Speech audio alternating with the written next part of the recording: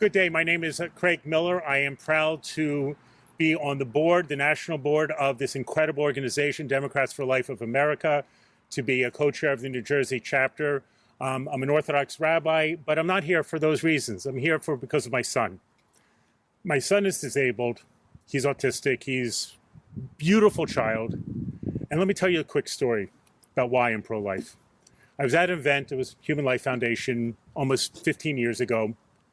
And I've studied history, and I know that the disabled often are marginalized, that historically groups have been deemed of life unworthy of life in many of our lifetimes.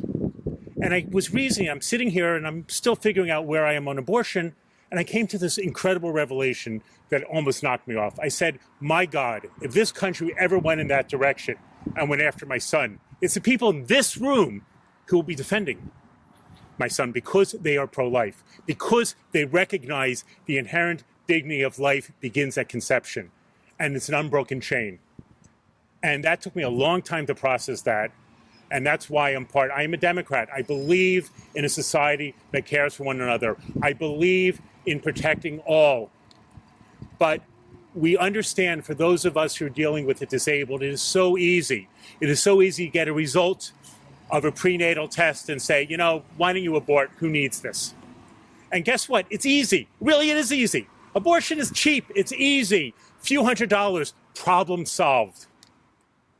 And that's why it's so wrong, because it's so easy. It is such a solution. The RFA is exactly in that area. It is something that says we will have a preferential option for death, because it's easy and everyone has a right. And you make it that easy, people are going to be pushed. Oh, don't worry, you can have another child. Don't worry, it's easy, it's a pill, it's a very small procedure. And every time that happens, we denigrate our society, we denigrate ourselves as human beings. And we lose the ability of having many different people in our lives. I believe I'm actually not pro-life because I'm a rabbi. I'm pro-life because it is the logical, sensible, scientifically correct position. We know so much about where life begins. 95% of biologists, and you can read the study, were asked, even those who are pro-life, human life begins at conception.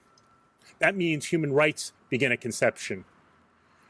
We need to stand up for a society that has a preferential option for life. We need to give people real choices. Emma will give choices, we'll see that, yes, it's not the easy way. It is not the easy way. But you know something? It's the correct way. It is the way that brings dignity to all of us. I love my state of New Jersey. It's my adopted state, originally from across the river in Pennsylvania. We do many great things here. In fact, the support for autistic children is incredible. That's here. But very few people know that. They're faced with this reality of, oh my God, what do I do? The Reproductive Freedom Act, which I call the kill at will bill, is exactly wrong.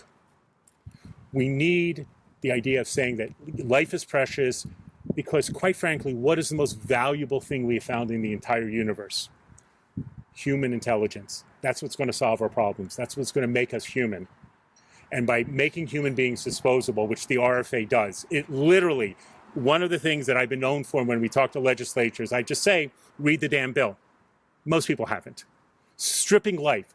There is no rights for embryos or unborn children up until the moment of birth. I mean, my God, what type of society is this? So I thank everyone here, and I thank you for standing up for the value of life of my son, the value of life of many of those who are in the disabled community, in marginalized communities. This is a bill that's not a Democrat. This is a fight that's not a Democrat or Republican. I am ashamed that more Democrats are not part of this fight. But we are going to speak. We're going to be out there. And I really come here with a sense of gratitude for being able to speak for those who can't speak. The unborn children, the others. Thank you very much.